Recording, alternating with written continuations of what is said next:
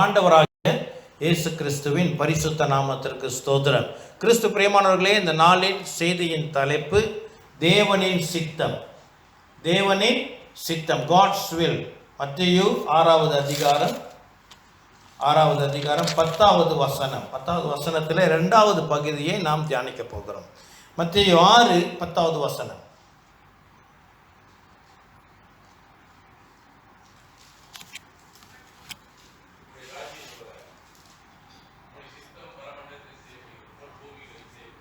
ஆமென், ஆமென். கிறிஸ்து பிரியமானவர்களே, இந்த வசனம் நம்ம வாசித்த இந்த 2வது பகுதியும் முதல் பகுதியும் ஒரே வசனத்தில் இருக்கிறதுனாலே உம்முடைய ராஜ்யம் வருக, அதோட தொடர்ச்சி தான் என்ன? உம்முடைய சித்தம் பரமண்டலத்திலே செய்யப்படுவது போல பூமியிலும் செய்யப்படுவதாக. இப்போ இந்த 2வது பகுதியை மாத்திரம் நாம் ஜெபித்து பெற்றுக்கொள்ள முடியாது. இது என்னது? இது ஒரு ஜெபம். இது என்னது? ஒரு ஜெபம். ஜெபம் என்றால் என்ன? நம்ம கேட்கிற ஒரு காரியம். நம்ம கேட்கறதை கர்த்தர் நம்ம கொடுப்பாரா? நிச்சயம் கொடுப்பார். அதுதான் ஜெபம். ஹல்லேலூயா. என் நாமத்தினாலே கேட்கிறதை கர்த்தர் பிதாவான கொடுப்பார். நமக்கு வாக்குத்தத்தம் கொடுத்திருக்கிறார். இன்றைய வரை நம்ம எவ்வளவோ காரியங்கள் ஆண்டோடு பெற்றிருக்கிறோம். ஹல்லேலூயா. ஆமென். வாக்குத்தத்தம் கொடுத்தவர் உண்மை உள்ளவர். ஹல்லேலூயா. இன்று நாள் வரை நாம் கேட்கிற காரியங்களை அவர் அநேக காரியங்களை கொடுக்கிறவராக இருக்கிறார். ஒருவேளை கொடுக்கலன்னு சொன்னா அதுக்கு ஒரு காரணம் நிச்சயமாய் உண்டு. ஆமென். ஒரு கதை உண்டு. ஏற்கனவே சொல்லியிருக்கிறேன்னா இல்லையான்னு சொல்லியிருக்கேன்னு நினைக்கிறேன். என்னன்னா, ஒரு சின்ன மகள் என்ன செஞ்சாங்களா, அவங்க ஜெபத்தில் ஆண்டவரிடம் ஜெபம் பண்ணாங்களாம். 2 காரியம் அவங்களுக்கு வேண்டும் என்று ஜெபிச்சாங்களாம். என்னன்னா, ஒரு அழகான பட்டாம்பூச்சி எனக்கு வேண்டும், பட்டர்ஃப்ளை எனக்கு வேண்டும் என்று ஜெபம் பண்ணாங்களாம். அப்புறம் எனக்கு ஒரு அழகான பூ வேண்டும் என்று ஜெபம் பண்ணாங்களாம். ஆமென். ஆனால் அவங்களுக்கு கிடைத்தது என்ன? கம்பளி பூச்சி ஒன்று கிடச்சிச்சான். அது பாருங்கள், அந்த கெட்டப்பில்லை பார்த்து பச்சை கலராக இருக்கும், அது பார்க்க ஒரு மாதிரி அருவருப்பாக இருக்கும் தானே அது. அப்புறம் கள்ளி செடி, கேக்டஸ், அது கிடச்சிச்சான். ஸோ அவங்க ரொம்ப வருத்தமாக இருந்துச்சான். நான் கேட்டது ஒன்று, கிடைத்தது ஒன்று அப்படின்னு சொல்லி வருத்தமாக இருந்துச்சு. ஆனால் காலம் செல்ல செல்ல கம்பளி பூச்சி மிகவும் அழகான பட்டாம்பூச்சியாக மாறினதாம். ஹல்லேலூயா. அதே போல் இந்த கேக்டஸ் செடியிலிருந்து மிக அழகான ஒரு பூ வெளிவந்ததாம். ஹல்லேலூயா. கர்த்தர் நம்ம கேட்கறது நம்முடைய பொறுப்பு. அதை கொடுக்கிறது அவருடைய ஸ்டைலில் அவர் கொடுப்பார். இந்த காலத்தில் எப்படி எது நமக்கு அவசியம் என்று அவருக்கு சிறப்பாக தெரிந்ததுனால. இப்போ நம்ம வாழ்க்கையில் நமக்கு பிள்ளைங்க இருக்கிறாங்க, நம்முடைய வாழ்க்கை நமக்கு தேவைகள் இருக்கும். நமக்கு தெரியும் இல்லையா, எனக்கு இதுதான் வேண்டும், என் பிள்ளைகளுக்கு இதுதான் வேண்டும் என்று நாம் சரியாக அறிந்திருப்போம். எந்த சந்தேகமும் இல்லை. ஆனாலும் கர்த்தர் நம்மை காட்டிலும் அவர் இன்னும் சிறப்பாக அறிந்திருப்பார். நம்ம என்னதான் அறிந்திருந்தாலும், ஆமாம் எனக்கு இது தேவைங்க, இதுதான் என்னுடைய தேவை என்று நாம் அறிந்து, though we are very confident with our needs, அது வெறும் 99.99 தான், 100% அவருக்கு தான் தெரியும். ஆகையினாலே நம்ம ஜெபிக்கிறது எப்படி இருக்க வேண்டும்? அவர் சித்தத்தின்படி கர்த்தர் ஆசீர்வதிங்க என்று நாம் ஜெபிக்கிறவர்களாக இருக்க வேண்டும். ஹல்லேலூயா. சரி, ஆக கிறிஸ்து பிரியமானவர்களே, இந்த ஜெபமானது எப்படி கேட்கப்படும்? இந்த முதல் பகுதியிலே நாம் என்னவா இருக்கணும்? நமக்கு பங்கு இருக்க வேண்டும். முதல் பகுதி என்ன? தேவனுடைய ராஜ்யம். அது முந்தின வாரம் நாம் தியானித்தோம் இல்லையா? தேவன ராஜ்யத்தில் நம்ம இருந்தோம் என்று சொன்னால், இந்த 2வது பகுதியை நாம் ஜெபிக்கும் பொழுது கர்த்தர் நிச்சயமாய் பதில். இல்லை, நான் தேவ ராஜ்யத்தில் இல்லைங்க, தேவ ராஜ்யம் எனக்கு வேண்டாம் அப்படி என்று சொல்லுகிறவர்களுக்கு 2ஆம் பகுதியும் அவர்களுக்கு நிறைவேற்றப்படாது. ஹல்லேலூயா. அப்போ தேவ ராஜ்யம் என்ன என்று முந்தின வாரம் பேசினோம். அது யூடியூப்ல இருக்கிறதுனால முடிந்த அளவுக்கு மறுபடியும் அதை கேளுங்க. கர்த்தர் உங்களை ஆசீர்வதிப்பாராக. ஆமென். சரி, இப்போ இந்த இந்த ஜெபத்தில் உம்முடைய சித்தம் பரமண்டங்களிலே செய்கிறது போல பூமியிலும் செய்யப்படுவதாக அப்படி என்று நாம் பார்க்கிறோம் இல்லையா. இங்கே இந்த சித்தம் என்ற வார்த்தை த வில் ஆஃப் காட் கிரேக்க மொழியில் செலேமா என்று சொல்லப்படுகிறது. அதற்கான விளக்கங்கள் ஆச்சரியமாக இருக்கிறது. அந்த வார்த்தைக்கு உள்ள அர்த்தம் என்னவென்றால் மிகவும் ஆச்சரியமாக இருக்கிறது. இப்போது உம்முடைய சித்தம் நிறைவேறுக என்று அவர் சொல்லி கொடுத்துருக்கலாம். ஆமாம் இல்லையா? உம்முடைய சித்தம் நிறைவேறுக என்று அவர் இயேசு கிறிஸ்து இதை சொல்லி கொடுத்துருக்கலாம். ஆனால் அப்படி சொல்லலை. அவர் என்ன சொன்னார்? உம்முடைய சித்தம் பரமண்டலங்களிலே நிறைவேறுவது போல. அப்படி தானே போட்டிருக்கு. பரமண்டலங்களில் இருக்கிற எங்கள் பரமண்டலம் செய்யப்படுகிறது போல பூமியிலையும் செய்யப்படுவதாக. அப்போ என்ன அர்த்தம்? இந்த ஜெபம் செய்கிற உங்களுடைய சித்தம் பூமியிலே நிறைவேற வேண்டும் அப்படின்றால் இப்ப அவருடைய சித்தம் நிறைவேறலைன்னு அர்த்தம். சரியா? அப்படித்தானே? நம்ம என்ன செஞ்சோம்? ஒரு நாள் தியானிக்கும் பொழுது அந்த ராஜ்யத்தை குறித்து தியானிக்கும் பொழுது ராஜ்யம் இழந்து போகும், ராஜாக்கள் ராஜ்யத்தை இழந்து போவார்கள் என்று 2 உதாரணங்களை நாம் பார்த்தோம் பழைய ஏற்பாட்டிலிருந்து. யாருடைய ராஜ்யம் போனது? இஸ்போஷேத், சவுலுடைய மகனுடைய ராஜ்யம் அவனை விட்டு விலகி போனது. அதை நாம் ஒரு உதாரணமாக பார்த்தோம். அப்புறம் இன்னொரு ராஜ்யம், யார் ராஜ்யம் போனது பார்த்தோம். இன்னொரு ராஜ்யம், யாரோ ராஜ்யம், நேபுகாத்நேச்சருடைய பேரனுடைய ராஜ்யம். அன்று இரவு கைகளினால் பெயர்க்க செவரிலே ஒரு கை மேனே மேனே அந்த வார்த்தைகளை சொல்லி அன்று இரவு அந்த ராஜ்யம் அவனிடம் போனதை குறித்து நாம் பார்த்தோம். ஆகையினால கர்த்தருடைய ராஜ்யம் இந்த உலகத்திலே ஒரு முறை போனது. ஆதாமினாலே அது இழந்து போகப்பட்டதுனாலே இழந்ததை தேடவும் ரட்சிக்கவும் இயேசு மறுபடியும் வந்தார். அப்போ இந்த இடத்துல கர்த்தருடைய சித்தம் இந்த பூமியிலே நிறைவேற வேண்டும் அப்படின்றா இன்னைக்கு அவர் சித்தம் நிறைவேறலையா?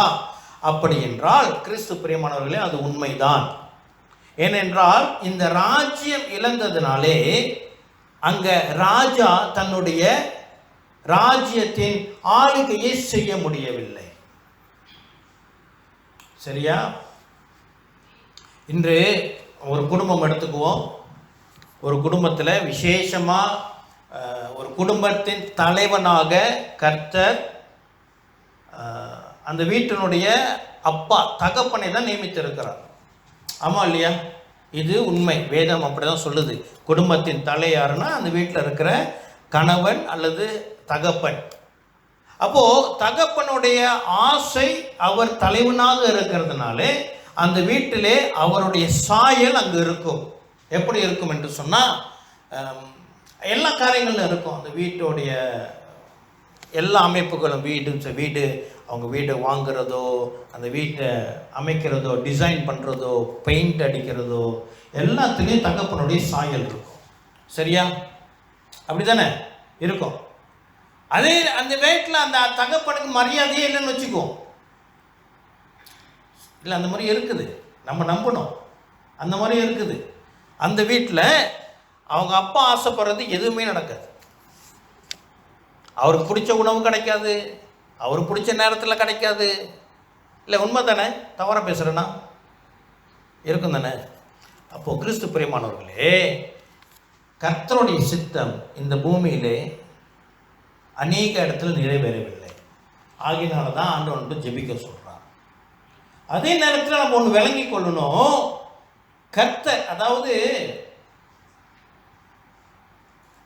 சில பேர் சொல்லுவாங்க ஊருக்கெல்லாம் உபதேசம், வீட்டில் ஒன்றும் பருப்பு வேவாது.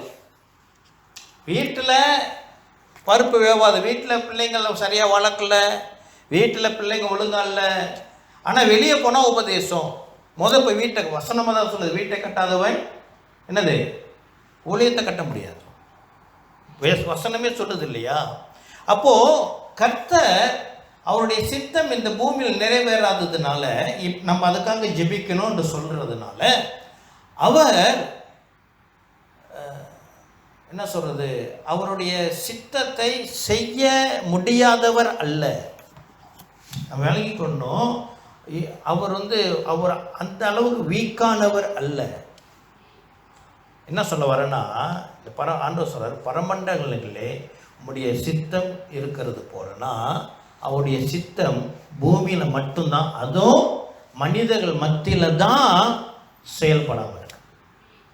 மற்றபடி இந்த வானத்தை பார்க்கிற நட்சத்திரங்கள், கேலக்சிஸ், வேற என்னது, யூனிவர்ஸ், என்னென்னமோ இருக்குது, சேஷம், அதையும் தாண்டி பரலோகம், அங்கு அவருடைய சித்தம் இஸ் பர்ஃபெக்ட். 100% அவருடைய சித்தம் முழுமையாக நிறைவேறுகிறது. இங்க மனிதர்கள் மத்தியில தான் போராட்டம். ஆமென், ஹல்லேலூயா. மனிதர்கள் மத்தியினால தான் போராட்டம். மனிதர்களால தான் அந்த பூமியே இப்படி சீரழிந்து கிடக்கிறது. இதற்கு இன்னொரு முக்கியமான காரணம், இந்த மனிதர்களை மோசம் போக்கின பிசாசானவன். சரியா? அதனால தான் நம்ம ஜெபிக்க வேண்டியதாக இருக்கிறது. நம்ம ஜெபிக்கிறதுனால ஆண்டவர் சித்தம் நிறைவேறும் அப்படி, அதனால தான் அவர் செய்ய முடியுமா அப்படி என்றால், ஏனென்றால் கர்த்தர், ஆங்கிலத்திலே நல்ல ஒரு வார்த்தை இருக்கு, ஃப்ரீ வில் என்று சொல்வார். ஃப்ரீ வில், வில் என்றால் சித்தம். இந்த ஃப்ரீ வில் என்றது மனிதனுக்கு ஆண்டவர் கொடுத்த ஒரு நல்ல காரியம். நீ சொந்தமாக தீர்மானம் எடு அப்படின்னு எடுத்த இதில் வந்த சிக்கல் தான் இந்த நம்ம உலகம் கடந்து போகிற இந்த பாடு. ஆதாம் ஆண்டவர் ஃப்ரீ வில் கொடுத்தாரு. அவன் அந்த தீர்மானத்தை சரியாக எடுக்காததுனாலே இந்த உலகம் ஒரு நாள் பாடுபட்டு இருக்கிறது. சரி, இந்த வில், அதாவது தெலேமா என்ற வார்த்தையின் அர்த்தம் ஆங்கிலத்தில் எவ்வளவு அர்த்தங்கள் கொடுத்திருக்கிறார்கள் என்றால் 1, 2, 3, 4, 5, 6, 7 அர்த்தங்கள் உண்டு. அதை ஒன்றொன்றா சொல்றேன். வில் என்றால் ஆசை, டிசையர். என்னது? ஆசை, டிசையர். யாரோட ஆசை? தேவனுடைய ஆசை. உம்முடைய சித்தம், உம்முடைய சித்தம்னா உம்முடைய ஆசை. அப்படி அந்த அந்த பேரை சொல்லி சொல்லி நம்ம இந்த ஜெபத்தை சொல்லி பார்த்தோம்னா ஓரளவு விளங்கிடும். என்னது? உம்முடைய ஆசை. சரியா? அடுத்து பர்பஸ், நோக்கம். உம்முடைய நோக்கம், உம்முடைய நோக்கம். மூன்றாவது இன்க்ளைனேஷன் போட்டிருக்கு. இன்க்ளைனேஷன் அப்படின்னா சாய்ந்திருத்தல். அது நான் கொஞ்சம் விலைக்கு சொல்கிறேன். A person's natural tendency or urge to act or feel in a particular way. அப்படின்னா மனிதன் சார்ந்திருக்க விரும்புகிறது.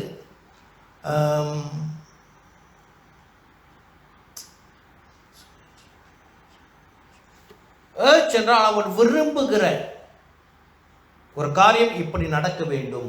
ஆசைப்படுகிறது வேற, விரும்புகிறது வேற. ஆசைனா நான் ஒரு ஆசைப்படுறேன், எனக்கு இந்த பொருள் வேண்டும். விரும்புகிறதுனா என் வாழ்க்கையில சில காரியங்கள் இப்படி நடக்கணும், இந்த ஒழுங்குல இருக்கணும், என் குடும்பம் இப்படி இருக்கணும், நாங்கள் இப்படி போகணும், நாங்கள் இப்படி வரணும், நாங்கள் யாரும் எங்களை இப்படி பேசக்கூடாது என்ற அந்த அந்த ஒரு ஒரு ஒரு எப்படி சொல்றதுன்னா ஒரு நிபந்தனை. சரியா? யாரோட? தேவனுடைய, மனிதனோட இல்லை, தேவனுடைய இந்த நிபந்தனை. டிட்டர்மினேஷன், அது தமிழ் என்னன்னு சொன்னா தீர்மானங்கள். உம்முடைய தீர்மானம். எப்படி வாசிச்சு பார்ப்போமே. எப்படின்னா பரமண்டலங்கள் இருக்கிற இல்லை, இங்கே வரும். உம்முடைய தீர்மானம் பரமண்டலத்திலே செய்யப்படுகிறது போல பூமியிலே செய்யப்படுகிறது. கொஞ்சம் விளக்கமா இருக்குல்ல? அவருடைய தீர்மானம். சரியா? அடுத்து எண்ணம், இன்டென்ஷன், எண்ணம். அவருடைய எண்ணம் பரலோகத்தில் எப்படி நிறைவேறுதோ இங்கே நிறைவேற வேண்டுமா? அல்லேலூயா. அடுத்து திட்டம்.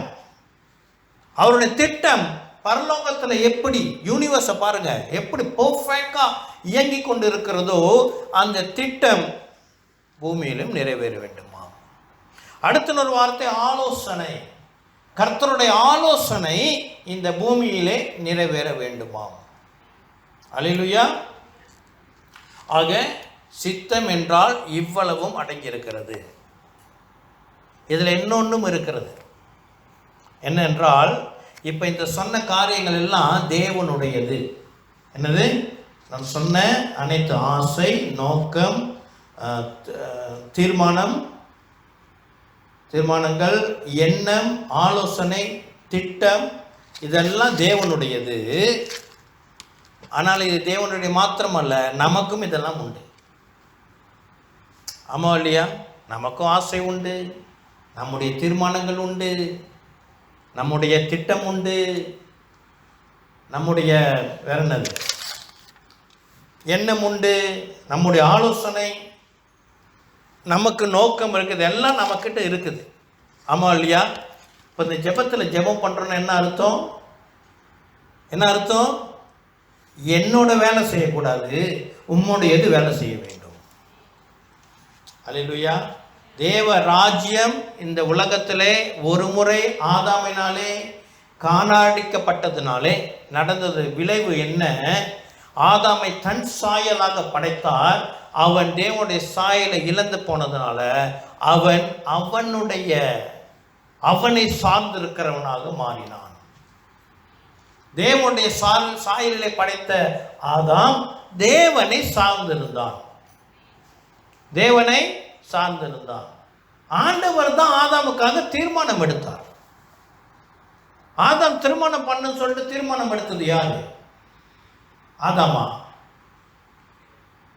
அவன் போயிட்டு என்னது, என்ன ஆப்பில் போயிட்டு பொண்ணு பார்ப்பாங்க? என்னது? மெட்ரிமோனி. வேற இல்லைப்பா, ஃபேஸ்புக்கில் பார்ப்பாங்களா? இல்லை பார்ப்பாங்க, பொண்ணுங்க பார்ப்பாங்க. சரி, அங்கெல்லாம் போய் தேடி பார்த்தானா? கண்டிப்பாக இல்லை பிரதர், நீங்கள் ராங்காக சொல்கிறீங்க. அப்போ இன்டர்நெட்டே இல்லையே, அப்புறம் எப்படி பார்த்துருக்க முடியும்? அப்படி தான் சொல்கிறீங்க. அவங்க ஆசைப்படலை, ஆண்டவராக தான் தீர்மானம் எடுத்தார். அதான் தனிமையாக இருப்பது நல்லதில்லை என்று சொல்லி தீர்மானம் எடுத்தது ஆண்டவர். ஒரு விளையாட்டை காட்டுறேன் அந்த இடத்துல. சரி, ஆதி அவங்க போகுமா? ஆண்டவர் தீர்மானம் எடுத்தார். என்ன தீர்மானம்?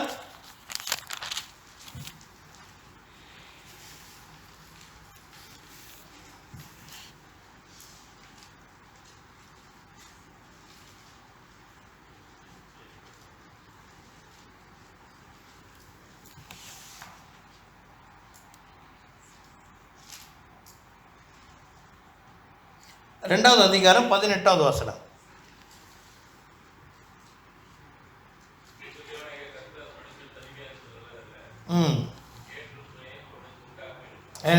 என்ன சொல்றாரு?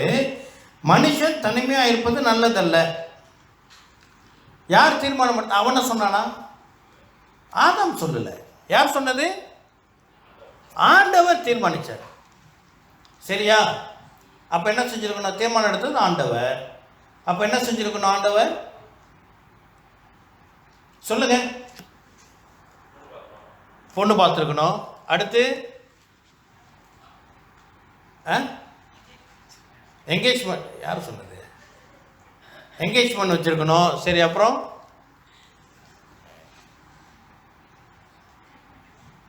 செஞ்சிருக்கணுமா இல்லையா?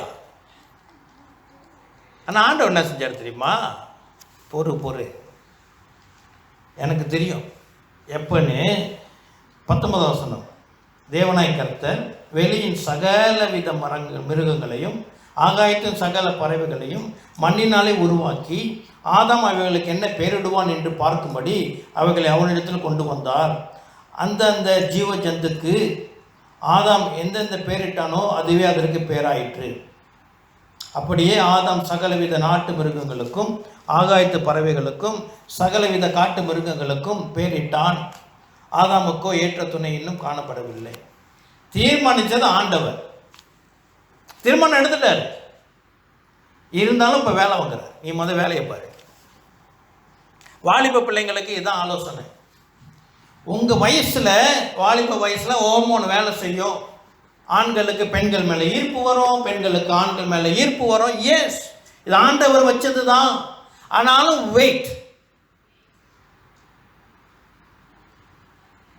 இதை நினச்சி பாருங்க, அன்னைக்கே ஏவாளை கொடுத்து திருமணத்தை முடிச்சிருந்தான்னா வேலையை செஞ்சிருப்பான். அவன் முந்தானியில் முடிச்சு வச்சிருப்பா. யாரு? ஏவாளு. வேலைக்கு போயிருக்க மாட்டான். பேர் ஒழுங்காக வச்சிருப்பானா? நான் இது யானை வைக்கணும். ஏங்க யானைன்னு வைக்கிறீங்க? கொஞ்சம் பாருங்க அது எப்படி இருக்குதுன்னு இவ ஆலோசனை கொடுத்துருப்பா. என்ன சொல்ல, அதாவது நான் பெண்களை தவறாக சொல்லலை, நான் சொல்கிறேன் திருமண வயது ஆண்டவருக்கு தெரியும் எப்போ. ஆகையினால வாலிப வயசு பிள்ளைங்களுக்கு தங்களுடைய வாழ்க்கையில கர்த்தருடைய சித்தம் நிறைவேற வேண்டும் என்று சொன்னால் நீங்கள் அவசரப்பட்டு கமிட் பண்ணாதீங்க. It's not your responsibility, it's your parents responsibility. Amen. ஆண்டவர் என்ன சொல்கிறாரு? எழுக்கத்துக்கெல்லாம் நீங்கள் என்ன இந்த வசனத்தை 2 வசனம் இது எவ்வளோ நேரத்தில் முடிஞ்சிருக்குன்னு நினைக்கிறீங்க? 2 வசனம். என்னது?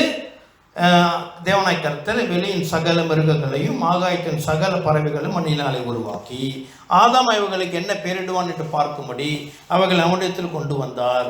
அந்த ஜீவஜந்துக்கு ஆதாம் எந்தெந்த பேரிட்டானோ அதுவே அதற்கு பேராயிற்று. ஆதாம் மிருகங்களுக்கு எப்படி பேர் வைத்தான் என்று வேத ஆராய்ச்சியாளர்கள் என்ன சொல்கிறாங்கன்னா, ஏதோ புலியை பார்த்து இது புலி அப்படி பேர் வைக்கவில்லை. ஒவ்வொரு மிருகத்தையும் அவன் ஆராய்ந்து நிதானமாக கர்த்தருடைய சாயல படைக்கப்பட்டிருக்கிறான். ஆதாம் இன்னும் அவனுக்கு பாவம் இன்னும் உள்ள வரல, தேவனுடைய சாயல் இன்னும் இறக்கல, தேவனுடைய ஞானம் அவனுக்குள்ளாக வேலை செய்கிறது. அவன் அந்த மிருகங்களை அவன் அப்சர்வ் பண்ணுறான். அப்சர்வ் பண்ணி ஒவ்வொரு மிருகத்துக்கும் ஒரு மிருகத்தை எவ்வளோ நாள் அப்சர்வ் பண்ண முடியும்? உடனே ஒரு நாளில் படிச்சிட முடியுமா? இந்த டாக்குமெண்ட்ரி பாருங்கள். ஒரு மிருகத்துடைய சுபாவத்தை அவங்க ராவும் பகலுமா இருந்து ஆராய்ந்து ஒரு முடிவுக்கு வராங்க. அதுலேயும் சில பேர் சில முடிவுகள் என்ன சொல்கிறாங்க, இந்த ஒரு சுபாவம் இந்த மிருகத்தில் புதுசாக இருக்குது அப்படின்றாங்க. ஏற்கனவே இருக்கிறது தான், இவங்க அதை பார்க்கலையா. அப்போ ஆதாம் என்ன செஞ்சான்?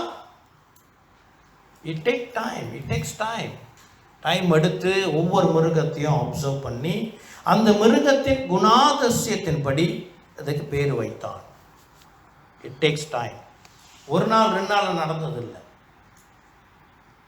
இதெல்லாம் முடிஞ்சு வருஷ கணக்கு. எனக்கு என்ன ஒரு 10 வருஷம் கூட போயிருக்க வாய்ப்பு உண்டு. சரியா? அதுக்கப்புறம் ஆண்டவர் என்ன செய்கிறாரு? 21வது வசனம். அப்பொழுது தேவனாய் கர்த்தர் ஆதாமுக்கு ஆழ்ந்த நித்திரை வர பண்ணினார். அவன் நித்திரை அடைந்தான். அவன் விலா எலும்புகளில் ஒன்றை எடுத்து அந்த இடத்தை சதையினால் அடித்தார். தேவனாய் கர்த்தர் தாம் மனுஷன் எடுத்த விலா எலும்பை மனுஷியாகிய உருவாக்கி அவளை மனுஷனிடத்தில் கொண்டு வந்தார். எனக்கு இந்த பொண்ணு தான் வேணும் அப்படின்னு ஆதாம் தீர்மானிக்கல, ஆண்டவர் தீர்மானித்தார். சரியா? நான் ஏன் அந்த உதாரணத்தை சொன்னேன்? சரி, கர்த்தருடைய சித்தம். அல்லேலூயா. நம்முடைய சித்தம், அந்த வசனத்தை நம்ம அந்த வார்த்தை பார்த்தோம் இல்லையா? நம்முடைய ஆலோசனை, நம்முடைய எண்ணம், நம்முடைய திட்டம் அப்படின்னு இந்த சித்தம் 3 வகையாக செயல்படுகிறது. இந்த நம்ம தியானித்த இந்த வார்த்தைகள் 3 விதமாக 3 இடத்திலே உண்டு. ஒன்று தேவனிடத்தில் உண்டு. அல்லேலூயா. 2வது மனுஷனிடத்தில் உண்டு. மனுஷனுடைய சித்தம், மனுஷனுடைய விருப்பம் உண்டு. 3வது பிசாசிடம் உண்டு. அல்லேலூயா. இது உண்மை. ஆகையினால தான் கர்த்தர் ஸ்பெசிஃபிக்காக சொல்றாரு, பரலோகத்திலே உம்முடைய சித்தம் நிறைவேறுகிறது போல பூலோகத்திலும் நிறைவேற வேண்டும். இப்போ பாருங்க, இப்போ பொதுவாக இன்னொன்று நம்ம ஜெபிக்கிறது எப்படியாக இருக்கும் பாருங்க, உம்முடைய சித்தம் பரமண்டலத்திலே செய்யப்படுகிறது போல பூமியிலும் செய்யப்படுவதாக. பொதுவாக நம்முடைய ஜெபம் எப்படி இருக்கும்? எல்லாரிலும் ஒரு சில வேலையில இப்படி இருக்கும். என்னன்னா, மற்றவர்களை பார்க்கும் பொழுது, அவர்களுடைய ஆசீர்வாதத்தை பார்க்கும் பொழுது, கர்த்தர் அவர்களை வழிநடத்துகிற விதத்தை பார்க்கும் பொழுது, கர்த்தர் அவர்களை பயன்படுத்துகிற விதத்தை பார்க்கும் பொழுது, ஆண்டவரே அதே மாதிரி எனக்கும் வேண்டும், அதே மாதிரி எனக்கு வேண்டும். ஆண்டவர் ஸ்பெசிஃபிக்காக சொல்கிறாரு, அந்த சித்தம் உன் வாழ்க்கையில் நிறைவேற வேண்டாம், பரலோகத்தில் இருக்கிற சித்தம் உன் வாழ்க்கையில் நிறைவேற வேண்டும். அல்லேலூயா. பரலோகம் பெருசு, பரலோகம் மிக பெரியது. அப்போ பரலோகத்தில் ஒரு சித்தம் மாத்திரம் நிறைவேறாது, ஆண்டவரோட பேட்டர்ன் நிறைய விதமாக இருக்கும். சரியா? அதனால் அவங்க உள்ளது எனக்கு வேணும்னு நீங்கள் ஜெபிக்காதீங்க, நம்ம ஜெபிக்க வேணாம். கர்த்தர் நமக்கு நியமித்ததை கொடுப்பார். அல்லேலூயா, ஆமென். கர்த்தர் பெரியவர். ஆகையினாலே நம்ம என்ன செஞ்சிடக்கூடாது, கர்த்தருடைய சித்தம் நம்ம வாழ்க்கை நிறைவேறுவதற்கு நம்ம குறுக்கிக்கிற வேணாம். சின்ன ஜெபத்தோடு இது எனக்கு போதும் ஆண்டவரே அப்படி சொல்லி குறுக்கிக்காம நம்ம தாராளமாக ஜெபிக்க வேண்டும். தாராளமாக ஜெபிக்க வேண்டும் சொன்னோன்னே பொருளாதாரத்தையும் பொருளாசையை குறித்து நான் சொல்லவில்லை. இப்போ நம்ம தியானிக்க போகிறோம், அநேக வசனங்களை தியானிக்க போகிறோம். என்னால் இன்னைக்கு இந்த சப்ஜெக்டை முடிக்க முடியுமா இல்லை தெரியல. அப்படி இல்லைன்னா அடுத்த வாரம் தொடருவேன். சரியா? ஆக நம்ம என்ன செய்ய போகிறோம், இப்போ கர்த்தர் இயேசு கிறிஸ்துவே இதை நமக்கு கற்றுக் கொடுத்ததுனாலே கர்த்தருடைய சித்தம் நம் வாழ்க்கையில நிறைவேற வேண்டும். அந்த சித்தம் என்னவென்று நம்ம ஒரு 7-8 வார்த்தைகளை பார்த்தோம். அதை இப்போ வேத வசனங்களிலே நாம் தியானிக்க போகிறோம். ஆமென், அல்லேலூயா. முதலாவது, தேவனுடைய சித்தம் என்றால் என்ன என்ற கேள்வியோடு அதற்கான பதில்கள் சொல்லுகிற அநேக வசனங்களை பார்ப்போம். ஆனால் இது மாத்திரமல்ல, வேதத்தில் முழுவதும் அவருடைய சித்தம் தான் அடங்கி இருக்கிறது. நம்ம ஸ்பெசிஃபிக்காக சில காரியங்களை பார்க்க போகிறோம். முதலாவது ரோமர் 12:2.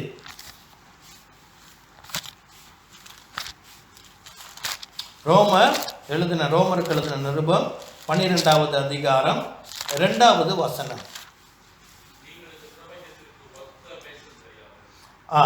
இருங்க ஒன்று பார்ப்போம். நீங்கள் இந்த பிரபஞ்சத்தில் ஒத்த வேஷம் தெரியும். அப்போ கர்த்தருடைய விருப்பம்,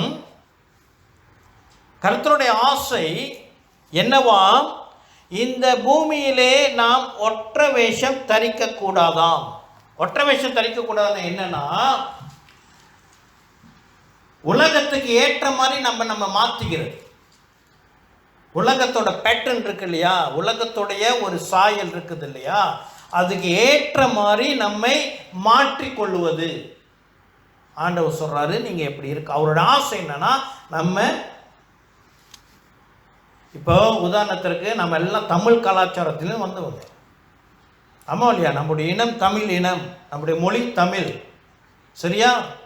அப்போ நம்முடைய உறவினர்களிலையும் இந்த தமிழ் கலாச்சாரம் உடையவர்கள் ரட்சிக்கப்படாதவர்கள் இருக்கிறார்கள். அப்படி என்றால் இவர்களுடைய வழிபாடுகளிலே உதாரணத்திற்கு இந்த வளக்காப்பு, வேற என்னது, அது என்ன செய்வாங்க, கல்யாணத்து மண்ணுக்கு நலுங்கு வைப்பாங்க. சரியா?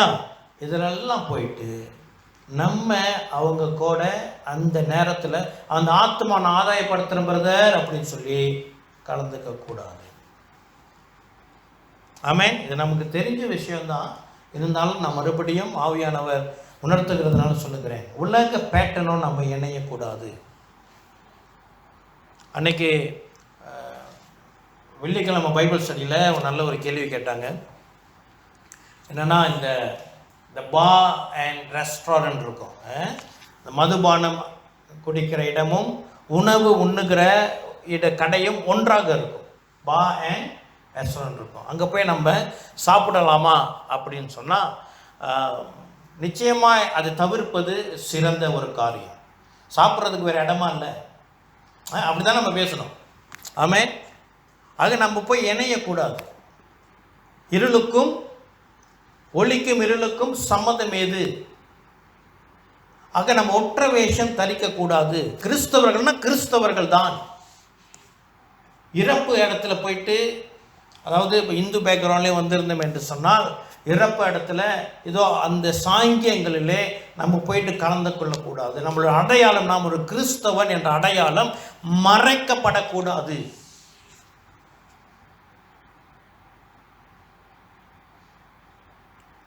என்னுடைய பெயர் இப்போ கத்தலிக்காக இருக்கிறதுனால எனக்கு கிறிஸ்துவ பைபிள் பேர் தான் இருக்குது. ஜான் டேவிட்ன்றது பைபிள் பேர் தான். இப்போ இந்து மார்க்கத்திலே வந்திருந்தோம் என்று சொன்னால் இந்து பெயர் இருக்கும். நம்ம ரட்சிக்கப்பட்டதுக்கப்புறம் பெயர் மாற்றப்படுகிறது. சரியா? அது அது மாற்றப்படாட்டினாலும் பிரச்சனை இல்லை, மாற்றப்படாட்டினாலும் பிரச்சனை இல்லை. ஆனால் ஒருவேளை நீங்கள் விரும்பி இந்த பெயர் எடுத்துக்கொண்டீர்கள் என்று சொன்னால், ஆமாம் நான் கிறிஸ்து, இந்த கேரக்டர் எனக்கு பிடிக்குது, எனக்கு தாவீதை பிடிக்கிறது, அதனால் நான் டேவிட் என்ற பெயரை வச்சுக்கிறேன் என்று ஒரு பெயரை தேர்ந்தெடுத்து வந்திருக்கோம் என்று சொன்னால், பொதுவில் நம்ம அந்த பெயரை சொல்லுவதற்கு வெட்கப்படக்கூடாது. இந்தியாவில் ஒரு சம்பவம் இருக்குது. என்னன்னு சொன்னால், ரட்சிக்கப்பட்டு வரவங்க என்ன செய்வாங்க, அவங்களுடைய பெயர் மாற்றப்பட்டாலும் அவர்களுடைய அரசாங்க பதிவுகள் எல்லாத்திலும் இந்த கிறிஸ்தவ பெயர் கொடுக்க மாட்டார்களாம். ஏனென்றால் அவங்களுடைய அந்த சலுகையை இழந்து விடுவார்களாம். கிறிஸ்தவ பெயர் கொடுத்தால் சலுகை இழந்து விடுவார்களாம். அதனால இந்து பெயரையே அப்படியே வச்சு மெயின்டைன் பண்ணுறது. ஒற்றை வேஷம், நாம் பர்க்மன்ஸ் அழகா பாடினாரு, ஒற்றை வேஷம் தரிப்பதில்லை. கர்த்தருடைய சித்தம் என்ன? நானும் நீங்களும் உலகத்துக்கு ஏற்ற மாதிரி ஒற்றை வேஷம் தரிக்காதிருக்க வேண்டும். சபையில் வந்தா நான் எப்படி இருக்கேன் அதே போல் வெளியே இருக்கணும். திடீர்னு ஒருத்தவங்க சபைக்கு வராங்க, என்னடா அந்த மனுஷன் எப்படி பேசுறான், வெளியே உன்னை பற்றி எனக்கு தானே தெரியும் அப்படின்னு நினைக்கக்கூடாது. வெளியே வேற உள்ள வேற அப்படி இல்லை. ஒரே சுபாவம், இயேசுவின் சாயலுடையவர்களாக எங்கே போனாலும் இருக்க வேண்டும். அதான் கர்த்தருடைய சித்தம். உங்களுடைய சித்தம் நிறைவேற வேண்டும் என்றால் ஒன்று அது என் வாழ்க்கையில் நிறைவேற வேண்டும். ஆண்டவர்கிட்ட கேட்கணும், ஆண்டவரே என்னுடைய சித்தம் என் வாழ்க்கையில் நிறைவேற வேண்டும். நீங்கள் எப்படி ஆசைப்படுறீங்க அந்த மாதிரி நான் வாழ்கிறேன். வசனம் சொல்லுது, ஆண்டவருடைய விருப்பம் ஒன்று என்ன? ஒற்றை வேஷம் தெரியாதிருங்கள். ஆமென். தேவனுடைய நன்மையும் பிரியமும் பரிபூரணமான சித்தம் என்னதென்று பகுத்தறியத்தக்கதாக உங்கள் மனம் புதிதாகிறதுனாலே மறுரூபமாகுங்கள். ஆமென். கிறிஸ்து பிரியமானவர்களே, என்னவா? நம்முடைய மனம் புதிதாக வேண்டுமா? இந்த ப்ராசஸ் டெய்லி ப்ராசஸ். ஒவ்வொரு நாளும் நம்முடைய மனம் புதிதாக வேண்டும். ஏனென்றால் இது அந்த அளவுக்கு கெட்டு போயிருக்கிறது. இருதயம் என்னவா வேதம் சொல்லுகிறது? இருதயம் மகா திருக்குள்ளது கேளுள்ளதுமாயிருக்கிறதா. இந்த இருதயம் ஒவ்வொரு நாளும் புதுப்பிக்கப்பட வேண்டும். கல்லான இருதயம் சதையாக மாற வேண்டும். இது கர்த்தருடைய சித்தம், கர்த்தருடைய ஆசை. கர்த்தர் இது விரும்புகிறார். ஹல்லேலூயா, ஆமென். அடுத்து என்ன? அந்த வசனத்திலே உள்ள காரியம், நாம் டிரான்ஸ்ஃபார்ம் பண்ண வேண்டும், நாம் மறுரூபமாக வேண்டும். அப்படிதான் முடியுது. புதிதாகிறதுனாலே மறுரூபமாகுங்க. கர்த்தருடைய சித்தம், ஆசை என் வாழ்க்கையில் எவ்வாறு நிறைவேற வேண்டும் என்றால், நான் மறுரூபமாக வேண்டும். ரோமர் 8:29 படி கிறிஸ்துவை போல நாம் மாற வேண்டும். இதுதான் கர்த்தருடைய சித்தம். ஹல்லேலூயா. இதில் நான் அந்த ஒவ்வொரு வசனமாக வாசிக்கும் பொழுதும் இது கர்த்தருடைய சித்தம். ஆனால் இப்பொழுது என்ன, யாருடைய சித்தம் அங்கே வேலை செய்து நம்ம பார்க்க முடியும். சரியா? இப்போ ஒத்த வேஷம் தெரியாமல் இருக்குன்னா, ஒத்த வேஷம் யார் தரிப்பா? என்னுடைய ஆசை அங்கே இருக்கும் பொழுது நான் என்ன செய்வேன்? உலகத்துக்கு ஏற்ற மாதிரி, நண்பர்களுக்கு ஏற்ற மாதிரி, உறவினர்களுக்கு ஏற்ற மாதிரி நான் மாற்றிக்குவேன். அது என்னுடைய ஆசை. அது அங்கே நான் மறைக்க வேண்டும். ஹல்லேலூயா. அதுதான் கர்த்தருடைய சித்தம். சரியா? அடுத்த வசனத்தை பார்ப்போம். 1 தெசலோனிக்கேயர் 5:18. பவுல் தெசலோனிக்கேயருக்கு எழுதின நிருபம் 1 தெசலோனிக்கேயர். ஆமென், ஆமென். ஹல்லேலூயா. மறுபடி நல்ல சத்தம் ஒருத்தர் படிங்க.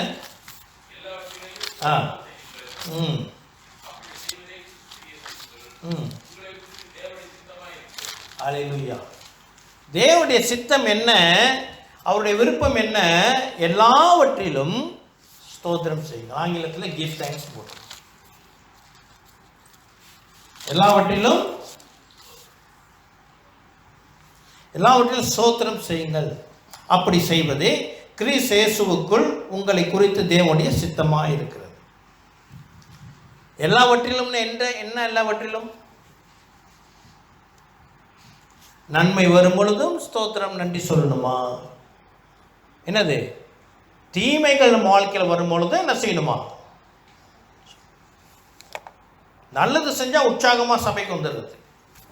ஏதோ ஒன்று இப்படி ஸ்லாக் ஆகிடுச்சா ஆண்டவர்கிட்ட கோச்சிக்கிட்டு நான் வரமாட்டேன். இல்லை உண்டா இல்லையா? ஆனால் ஆண்டவர் சித்தம் என்னவா? வசனம் தெளிவாக தானே இருக்குது. இல்லை நான் அதை இந்த தோக்கோ தம்பாலாம் பண்ணி சொல்கிறேன்னா சொல்லுங்கள். am I manipulating the verse? வசனம் தெளிவாக சொல்லுது. என்னது? எல்லாவற்றிலேயும் ஸ்தோத்திரம் செய்யுங்கள், அப்படி செய்வதே கிறிஸ்து இயேசுவுக்குள் உங்களை குறித்து தேவனுடைய சித்தமாய் இருக்கிறது.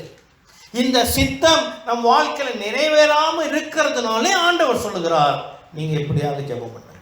நம்முடைய சித்தம் பரமண்டலங்களே இருக்கிறது போல. ஹல்லேலூயா, ஆமென். அது கிறிஸ்து பிரியமானவர்களே, இந்த ஆசை, தேவனுடைய ஆசை நம்ம நிறைவேற வேண்டும். இது இல்லாத நேரத்தில் ஒன்று என்னுடைய ஆசை நிறைவேறுது. என்னது? ஏதாச்சும் நடந்துச்சுன்னா சோர்ந்து போய் உட்காந்துடுறது. சில பேருக்கு விருப்பம், அது பிடிக்கும், போய் சோகமாக உட்காந்துருக்கணும். ஏற்கனவே சொல்லியிருக்கிறேன், அந்த சோகமான படத்தை பார்க்கணுன்னு ஆசை. அப்படியே கண்ணீர் வடியும். அந்த படத்தை பார்த்தா தான் உங்களுக்கு நிம்மதியாக இருக்கும். கவலையான படங்கள் என்னது, தண்ணி தாரத்தரையாக ஊற்றும். எங்கள் அம்மாக்கள் அப்படி நடக்கும், பார்த்துருக்குறேன் நான். ஏதாச்சும் நடந்துருச்சுன்னா சோகமாயிடுறது, இப்படி உட்காந்துடுறது. எல்லாவற்றிலும் நான் முந்தின வாரம் ஒரு காரியம் சொன்னேன். ஒரு துக்க வீட்டில் நான் பார்த்த கர்த்தனோட உணர்த்தின காரியங்களை குறித்து. துக்க நேரத்திலையும் நம்ம என்ன செய்யணுமா? ஆண்டவரை ஸ்தோத்தரிக்கணுமா? இது நடைமுறையில் நம்ம யோசித்து பார்த்தோம்னா, என்னடா பைத்தியக்கார மாதிரி பேசுகிறேன்னு சொல்லி பேசுவாங்க. ஆனால் வசனம் சொல்லுகிறது எல்லாவற்றிலையும் தான். நன்மையை மாத்திரம் நம்ம யோசிக்கக்கூடாது. எல்லாவற்றிலும் கர்த்தரை நாம் ஸ்தோத்தரித்து நன்றி சொல்ல வேண்டும். நன்மையாக இருந்தாலும் தீமையாக இருந்தாலும், நோய்பட்டாலும் நோய் பண்ணாவிட்டாலும், ஆரோக்கியமாக இருந்தாலும், லாபம் வந்தாலும் நஷ்டம் வந்தாலும் நம்ம என்ன செய்ய வேண்டும்? ஆண்டவருக்கு. இதுதான் கர்த்தருடைய விருப்பம். ஆனால் பிசாசுடைய விருப்பம் இங்கே வேலை செய்ய. என்னது? என்ன செஞ்சிட்டாரு ஆண்டவர் உனக்கு? இங்கே பாரு, வஞ்சிக்குவான். இவ்வளோ நாளாக போகிறதானே சேர்ச்சுக்கு, அவங்கள பாரு எப்படி இருக்கிறாங்க, இவங்கள பாரு எப்படி இருக்கிறாங்க. இது மனுஷனுடைய சிந்தை மாத்திரமல்ல, என்னது? பிசாசுடைய சித்தம் அங்கே வேலை செய்யும், நம்மளே வஞ்சிக்கிறது. ஆமென், ஹல்லேலூயா. கர்த்தர் நல்லவர். அடுத்த வசனத்துக்கு போவோம். 1 பேதுரு 2:15.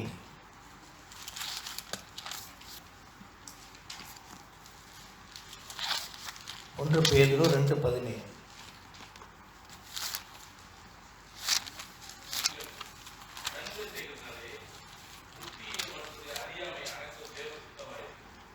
நீங்கள் நன்மை செய்கிறதினாலே புத்தியீன மனுஷருடைய அறியாமையை அடக்குவது தேவனுடைய சித்தமாய் இருக்கிறது.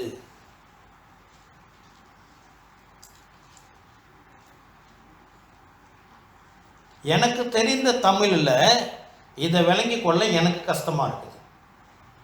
ஓகே, ஒருவேளை உங்களுக்கு அப்படி இருக்காது, எனக்கு கஷ்டமாக இருக்கிறதுனால இதை நான் புதிய மொழிபெயர்ப்பில் போய் வாசித்து பார்த்தேன். அதை வாசிக்கிறேன், புதிய மொழிபெயர்ப்பில் அதை வாசிக்கிறேன்.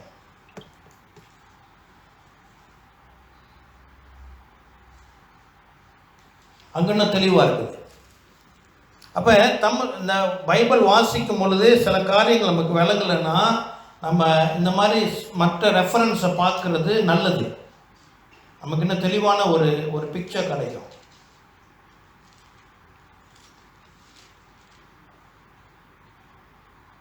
நான் புதிய மொழிபெயர்ப்பில் வாசிக்கிறேன், கேளுங்க.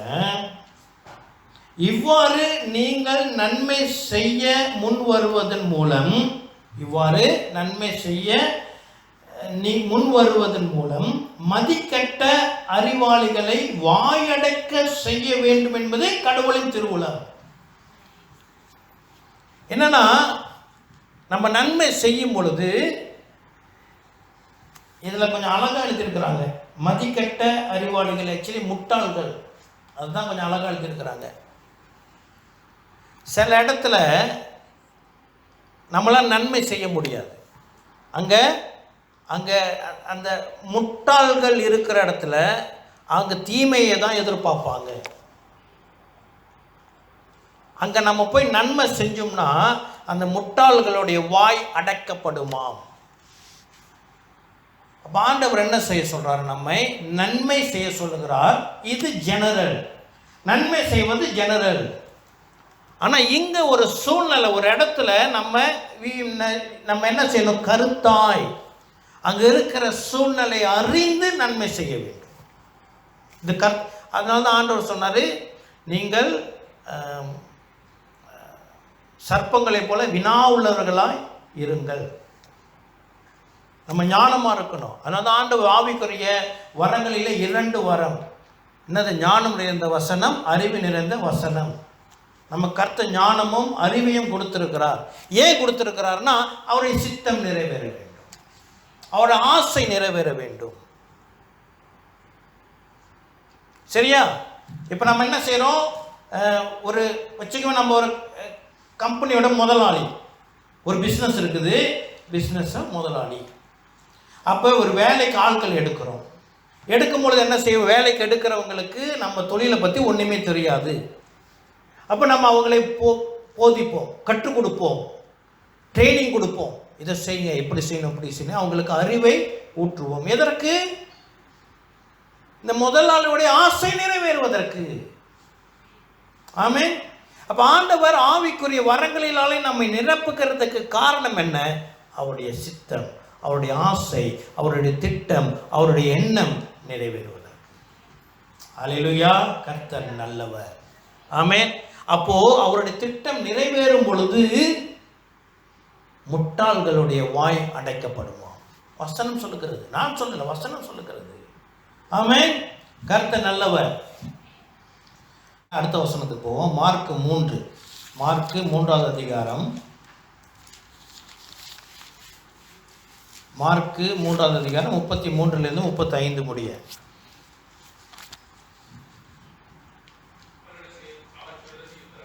ம்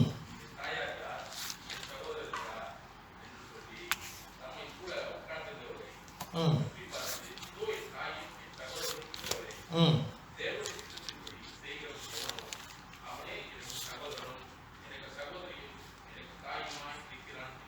ஆமென். என்ன சொல்கிறார் ஆண்டவர்? அங்கே ஒரு கூட்டம் உட்காந்துருக்குது. இந்த சம்பவத்தில் என்னென்னா, அவர் போதித்து கொண்டு இருக்கும் பொழுது அவருடைய தாயும் சகோதரர்களும் அவரை காணும்படி வந்திருக்கிறார்கள். வந்திருக்கும் பொழுது அந்த 32வது வசனத்தில் இப்படியாக எழுதப்பட்டிருக்கிறது, அவரை சுற்றிலும் உட்கார்ந்திருந்த ஜனங்கள் அவரை நோக்கி, இதோ உம்முடைய தாயாரும் உம்முடைய சகோதரரும் வெளியே நின்று உம்மை தேடுகிறார்கள் என்றார்கள். எப்போ இயேசு ஊழியத்தில் இருக்கிறாரு, பிரசங்கம் பண்ணி இருக்கிறாரு. என்னது? சபை மக்கள் உட்கார்ந்துருக்கிறாங்க. சரியா? இப்போ தாயும் சகோதரரும் வெளியே நிற்கிறாங்க என்று அவருக்கு ஒரு செய்தி வருகிறது. அப்போ ஆண்டவர் சொல்கிறாரு, அழகாக சொல்லுகிறார், தம்மை சூழ உட்கார்ந்தவர்களை சுற்றி பார்த்து, இதோ என் தாயும் என் சகோதரரும் இவர்களே, தேவனுடைய சித்தத்தின்படி செய்கிறவனோ அவனே எனக்கு சகோதரனும் எனக்கு சகோதரியும் எனக்கு தாயுமாய் இருக்கிறான் என்றார். அப்போ அங்கே இருக்கிற ஜனங்களை அவர் தாயாகவும் சகோதரராகவும் சகோதரிகளும் ஏற்றுக்கொண்டார். ஏற்றுக்கொண்டார் இல்லையா? ஏன் ஏற்றுக்கொண்டார்? ஏனென்றால் அவர்கள் அவருடைய சித்தத்தை செய்தார்கள். என்ன செய்தார்கள்? சபை கூடி வர அவர்கள் உட்கார்ந்தார்கள். அல்லேலூயா. சபை கூடி வருவது அவருடைய ஆசை, அவருடைய சித்தம், அவருடைய விருப்பம், அவருடைய திட்டம். சபை கூடி வர்றதில்ல ஒரு மனுஷன் இல்லைன்னா அவனுடைய வாழ்க்கையில் இயேசுவின் திட்டம் சித்தம் நிறைவேறலைன்னு சொன்னால் இயேசுவுக்கும் அவனுக்கும் உறவில்லை. அதுதான் சொல்கிறாரு, உறவு சொல்கிறாரு. நம்ம இயேசுவோட சகோதரனை இருக்க முடியாது. அந்த ஜனங்கள், இத்தனைக்கும் அந்த ஜனங்கள் இன்னும் ஞானஸ்தானம் எடுக்கலை. ஞானஸ்தானம் எடுக்காதவங்க நான் பார்த்தோம்னா யார்கிட்ட பேசுகிறான்னா, ஒரு வசனத்தை அந்த லூக்கால பாருங்கள், மன்னிக்கும் அந்த மார்க்கில் அதே 3வது அதிகாரத்தில்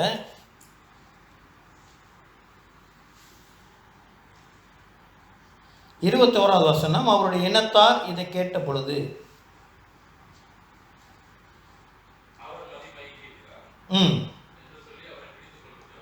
யார் வந்திருக்கிறான்?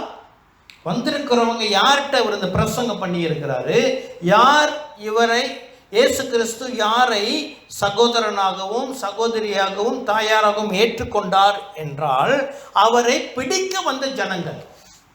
இயேசு பைத்தியம் ஆயிட்டாரு, அவர் மூளை குழம்பி பேசி இருக்கிறாரு அப்படின்னு அவர் சொந்த ஊருக்கு செய்தி போகிறது. அதை கேட்டு ஒரு கூட்டம் புறப்பட்டு வருது. அவரை சொந்தக்காரவங்க பிடிச்சி போகிறதுக்கு வராங்க. அவங்க பின்னாலேயே இயேசுவும் தாயும் சகோதரரும் கூட வராங்க. ஐயோ இவங்க இப்படி பண்ண போகிறாங்களே அப்படின்னு சொல்லி இவங்க இயேசுவை சந்தேகித்தாங்கன்னு சொல்லலை. இந்த இயேசுவின் தாயும் அவரோட சகோதரர்களும் என்ன செஞ்சாங்க? ஐயோ இந்த சொந்தக்காரங்களாம் அவரை பிடிச்சிட்டு போகிறானுங்களே என்று சொல்லி இவங்க அந்த இடத்துக்கு கூட வராங்க, பின்னாடியே வராங்க. இப்போ பிடிக்க வந்த இயேசுவை சந்தேகப்பட்ட, இயேசுவை தவறாய் புரிந்து கொண்ட ஜனங்களை இயேசு உட்கார வைத்து உபதேசிக்கிறார். இந்த உபதேசத்தை அவர்கள் ஏற்றுக்கொண்டார்கள். இன்னும் ஞானஸ்நானம் எடுக்கல, இன்னும் பெயர் மாற்றப்படல, இன்னும் சபையில் ஒரு ஊழியம் என்ன செய்யல. ஆனால் இயேசுவின் உபதேசத்தை கேட்க அமர்ந்திருந்த ஜனங்களை பார்த்து, இவர்கள்தான் என்னுடைய பிதாவின் சித்தத்தை செய்தவர்கள். அப்ப சபை கூடி வர்றது தேவனுடைய சித்தம். ஆமென். ஆகினால தான் நம்ம ஜெபிக்கணும், ஆண்டவரே இப்போ சபை கூடி வர்றது கர்த்தருடைய சித்தம் என்றால், இன்னைக்கு நானும் நீங்களும் சபை கூடுதலுக்கு வந்திருக்கிறது அவருடைய சித்தம் என்றால், அது அவருடைய வல்லமையில தான் நம்ம வந்திருக்கோம். நம்ம வரல. ஆகையினாலே நாம் இந்த காரியத்தை குறித்து நம்ம ஜெபிக்க வேண்டும். ஆண்டவரே, நான் சபை கூடுதலை விட்டுவிடக்கூடாது. கர்த்தர் உம்முடைய சித்தம் என் வாழ்க்கையில் நிறைவேற வேண்டும். ஆமென். இல்லைன்னா ஆண்டவரோட உறவு இல்லை. இங்க அதுதான் சொல்றார் ஆண்டவர். ஹல்லேலூயா. ஆக கிறிஸ்து பிரியமானவர்களே, முதலாவது என்ன செய்யணும்? நம்ம சபையிலே இணைந்தவர்களாக இருக்க வேண்டும், அவருடைய சித்தம். அவருடைய வார்த்தையை கேட்கிறவர்களாக இருக்க வேண்டும், அவருடைய சித்தம். அந்த வார்த்தைக்கு கீழ்ப்படியவர்களாக இருக்க வேண்டும், அவருடைய சித்தம். இதை நம்ம வாழ்க்கையில் வர வேண்டும் என்று அவர் நம்மை ஜெபிக்க சொல்லுகிறார். ஆமென். அடுத்து 2 கொரிந்தியர் 5:15.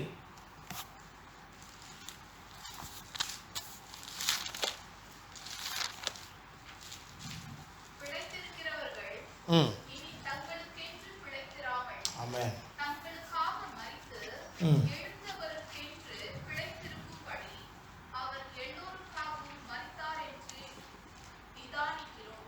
ஆமென். அவருடைய சித்தம் என்னன்னா, இன்னைக்கு உயிரோடு இருக்கிற நம்ம எல்லாருமே நமக்கென்று வாழக்கூடாதான், அவருக்கென்று வாழ வேண்டும் என்று அவர் அனைவருக்காகவும் மரித்து எழுந்தார். அவருடைய சித்தம் என்ன? நாம் அவருக்கென்று வாழ வேண்டும். இதை நம்ம வாசிக்கும் பொழுதே நமக்கு தெரியும். இப்போ என்னுடைய வாழ்க்கை அவருடைய சித்தத்தில் இருக்குதா, அவருடைய விருப்பத்தில் இருக்குதா, இல்லை ஏன் விருப்பத்தில் இருக்குதா, அல்லது பிசாசின் விருப்பத்தில் இருக்குதா? ஆமென். ஆவியானவர் வெளிச்சம் காட்டுவாராக. அடுத்து ரோமர் 8:14 வசனம்.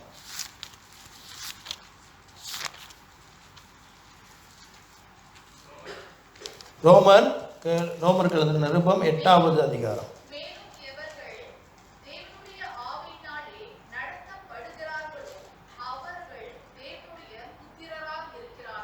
ஆமென். என்னவாம்? நம்ம பரிசுத்த ஆவியானவருடைய நடப்புத்தல்ல நடக்க வேண்டுமா? மேலும் எவர்கள் தேவனுடைய ஆவியினாலே நடத்தப்படுகிறார்களோ. கிறிஸ்து பிரியமானவர்களே, நம்முடைய வாழ்க்கை பயணம் பரிசுத்த ஆவியானவருடைய வழிகாட்டிலே இருக்க வேண்டும். தெளிவாய் நாம் பகுத்தறிந்து ஆவியானவர் என்ன சொல்லுகிறார், ஆவியானவர் இதை வழி நடத்துகிறாரா, ஆவியானவர் சித்தமா என்று அறிந்து செயல்பட வேண்டும். அது தேவனுடைய சித்தம். அதனால்தான் பரிசுத்த ஆவியானவர் அவர் நம்மோடு கூட இருக்கிறார். எல்லா இடத்துல நம்ம சொந்த தீர்மானங்களை எடுத்துடக்கூடாது. நிதானமாக யோசித்து ஆவியானவருக்கு இடம் கொடுக்க வேண்டும். ஆவியானவருக்கு இடம் கொடுக்க வேண்டும். இப்போது ஒரு உதாரணம் சொல்லுவேன். இப்போது பிரதர் ஜென்சன் இருக்கார். அவர் இந்த இந்த காடை வாகனங்கள்லாம் ரொம்ப ஞானம் உள்ளவர், நிறைய காரியம் தெரியும் அவருக்கு. சரியா? அப்போ நானும் இந்த ஒர்க் ஷாப்புக்கு போகும் பொழுது அவரை கூட்டிகிட்டு போவேன். இப்போ ஏன் கூட்டிகிட்டு போகிறேன்? அவருடைய ஆலோசனை எனக்கு வேண்டும். சரி, கூட்டிகிட்டு போயிட்டு கூடவே வராது. ஒர்க் ஷாப்பில் போயிட்டு அந்த நபரை பார்த்து அவர்கிட்ட கேட்கும் பொழுது அவங்க ஏதாச்சும் சொல்லுவாங்க. அப்புறம் நான் ஒரு சரிங்க இப்படி செய்யுங்க, அப்படி செய்யுங்க, அப்படி செய்யுங்க, இப்படி செய்யுங்க, இப்படி செய்ய வேண்டாம் அப்படின்லாம் சொல்லிட்டு வந்துடுறேன். அப்போ வேறு கூட வந்தார்.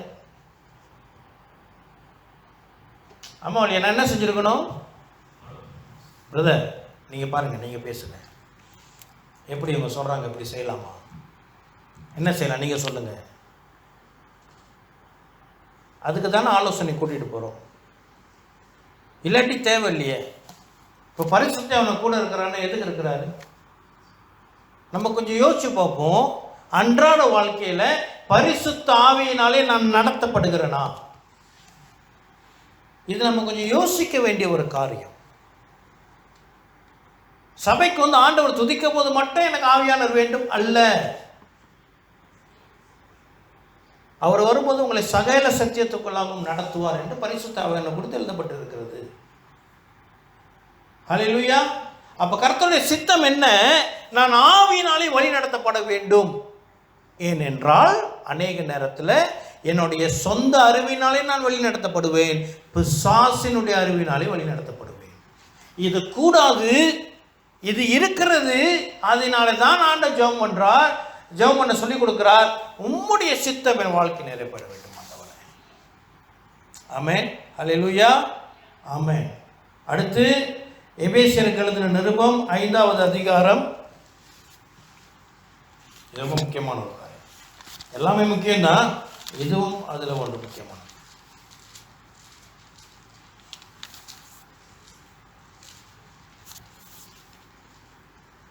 எபேசியருக்கு எழுதின நிருபம் 5வது அதிகாரம் வசனம் 15. ம் ம் ம் ம் ஓகே. 17. ம் இங்கே பாருங்க, அவர் சொல்கிறாரு, பவுல் சொல்லுகிறார், ஆனபடியினாலே நீங்கள் ஞானமற்றவர்களைப் போல நடவாமல் ஞானம் உள்ளவர்கள் போல கவனமாய் நடந்து கொள்ள பார்த்து. என்னன்னா, ஏதோ ஒரு காரியத்தை குறித்து அவர் பேச போகிறார். அந்த காரியத்தில் ஜனங்கள் ஞானமற்றவர்களாகவும் நடப்பார்கள், ஞானம் உள்ளவர்களாகவும் நடக்க வேண்டுமா? அப்போ ஞானமற்றவர்களாக முட்டாள்தனமாக நடக்கக்கூடாது, நீங்கள் ஞானம் உள்ளவர்களால் நடக்க வேண்டும். ஏனென்றால் நீங்கள் மதியற்றவர்களாக இராமல் கர்த்தருடைய சித்தம் என்னதென்று உணர்ந்து கொள்ளுங்கள். அப்போ நீங்கள் முட்டாளாக இருந்துடாதீங்க, கர்த்தருடைய சித்தம் என்னவென்னு புரிஞ்சுக்கிங்க. அது என்னான்னு நான் விலைக்கு சொல்கிறேன் அப்படின்ட்டு விளக்க ஆரம்பிக்கிறார். என்ன அப்படி என்றால் வாசிக்கலாம் 18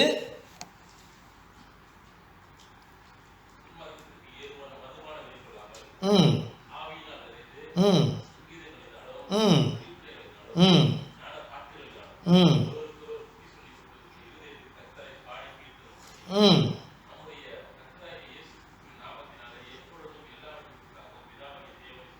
ஆமென். இவ்வளவு கர்த்தருடைய சித்தம்.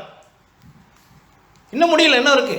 இதை முதல் பார்த்துருவோம். என்னன்னா, ஆகையால் என்னது? துன்மார்க்கத்திற்கு ஏதுவான மதுபான வெறி கொள்ளாமல். தெளிவாக சொல்லுது, மதுபானம் வெறி கொள்ளாதிருங்கள். இல்லை, நான் வெறியெல்லாம் கொள்ள மாட்டேங்க, சும்மா ஒரு பேக் அடிப்பேன். இப்போ நான் உங்கள்கிட்ட சொல்கிறேன், கேட்குறேன், வெறி கொள்ளாமல்னா பொதுவாக என்ன நினச்சிக்கிட்டு இருக்கிறோன்னா, அதாவது தண்ணி அடிச்சுட்டு அப்படியே போதையா, அது மாத்திரம் இல்லை, டீசெண்டாக குடிக்கிறவங்களும், டீசெண்டாக ஒரு நாளைக்கு ஒரு பேக்கு குடிக்கிறவங்களும் அது ஒரு நாள் இல்லாமல் இருக்க முடியாது. அது வெறி. என்ன சொல்கிற நியாயமா தெரியுதா? இல்லை, நான் யாரையும் ஒன்றும் டிஸ்டர்ப் பண்ணி, இப்போ நம்ம ரொம்ப நாளாக ஒரு காரியத்தை கேட்டுக்கிட்டு வந்துருக்கோம். அவர் நல்ல மனுஷருங்க, யாருக்கும் எந்த துரோகமும் செஞ்சதில்லை. இந்த வார்த்தையை பொதுவாக நம்ம கேள்விப்படுறோம் தானே? ஆமா இல்லையா? சரி, மற்றவங்களுக்கு துரோகம் பண்ணுற ஜனங்கள் யார் இருக்கா சொல்லுவோம். இந்த மனுஷன் நல்ல மனுஷன், யாருக்கும் எந்த துரோகமும் செஞ்சதில்லை. நீ பார்த்தியா? ரெண்டாவது, மற்றவங்களுக்கு துரோகம் பண்ணுற ஜனங்க நீ யாரை பார்த்துருக்கீங்க சொல்லுங்க. அப்படின்னா நம்ம ஒரு பட்டியல் போட முடியும். யாருன்னா, இந்த செயினை இருக்கிறவன், கொலை பண்ணுறவன், இவெல்லாம் மற்றவங்களுக்கு துரோகம் செய்கிறவன். அஃப்கோர்ஸ்லாம் யாருமே அந்த மாதிரி செய்கிறதில்லை. ஏதாச்சும் ஒரு சில பேர் தான் அந்த மாதிரி செய்கிறாங்க. நம்ம நியாயத்து இருக்கக்கூடாது. சரி, இவர் ரொம்ப நல்லவர், தண்ணியெல்லாம் டெய்லி ஒரு பேக்கு குடிச்சுன்னு அவர் படுத்துருவாருங்க, யாருக்கும் ஒரு தொந்தரவும் இல்லை. சரி, ஒரு 2 நாள் அப்படி குடிக்காமல் இருக்க முடியுமா அவரால்? 2 நாள் குடிக்காமல் இருக்க முடியுமா? முடியாது. கை காலம் ஆட்டம் எடுத்துரும். அப்படின்னா அது மதுபான வெறி. நம்மளால் 2 நாள் 3 நாள் சோறு சாப்பிடாமல் இருக்க முடியுமா? அதாவது மற்றது பர்கர் அந்த மாதிரி சாப்பிட்டு இருக்க முடியுமா இல்லையா? முடியும். மீ சாப்பிட்டுக்கலாம், என்னென்னமோ இருக்குது. அப்போ அது சோறு வெறி உள்ளவர்கள். நம்ம சோறு இல்லாமல் நம்ம தினந்தோறும் சோறு சாப்பிட்டுக்கிறோம். வேற யாராச்சும் இருக்கிறீங்களா மற்ற சாப்பாடு சாப்பிட்றவங்க? I eat only pizza, pasta, வேறு டெய்லி சோறு சாப்பிட்றோம். ஆனால் எங்கேயாவது நம்ம சொல்லியிருக்கிறோமா சோறு வெறியர்கள் என்று? போஜன பிரியர்கள்னு அது வேற. போஜனம் முழு சாப்பாடு தான். அப்போ டெய்லி நம்ம கொஞ்சம் கொஞ்சம் சோறு சாப்பிட்டாலும் என்னது அது வெறி இல்லைன்னு நம்ம சோறு இல்லாமல் இருக்க முடியும். நான் சொல்கிறேன் என்னன்னு புரியுதா? ஆமென். அப்போ கொஞ்சம் கூட மதுபானம் குடிக்கக்கூடாது, கர்த்தருடைய சித்தம். அல்லேலூயா, கர்த்தருடைய சித்தம் இதுதான். அடுத்து என்னதான்? ஆவினால் நிறைந்திருக்கணுமா? சங்கீதங்களினாலும் கீர்த்தனைகளிலும் ஞான பாட்டுகளிலும் ஒருவருக்கொரு புத்தி சொல்ல கொண்டு, என்னது? சங்கீதங்களினாலும் கீர்த்தனைகளினாலும் ஞான பாட்டுகளினாலும் ஒருவருக்கொருவர் புத்தி சொல்லிக்கொண்டு. நம்ம வாழ்க்கையில் என்ன பாடுகிறவர்களாக இருக்க வேண்டும்? வேத வசனத்தில் இருக்கிற தெய்வீக பாடல்களாக இருக்க வேண்டும். சினிமா பாட்டு கூடாது. ஆமென். வசனம் அதான சொல்லுகிறது. ஒருத்தருக்கு ஒரு ஆலோசனை சொல்லும் போது பொதுவாக சினிமா பாடல்களை பாடி ஆலோசனை சொல்லுகிறவர்கள் உண்டு. நான் காதார ஒரு தடவை கேட்டேன் வேற இடத்துல. என்னது,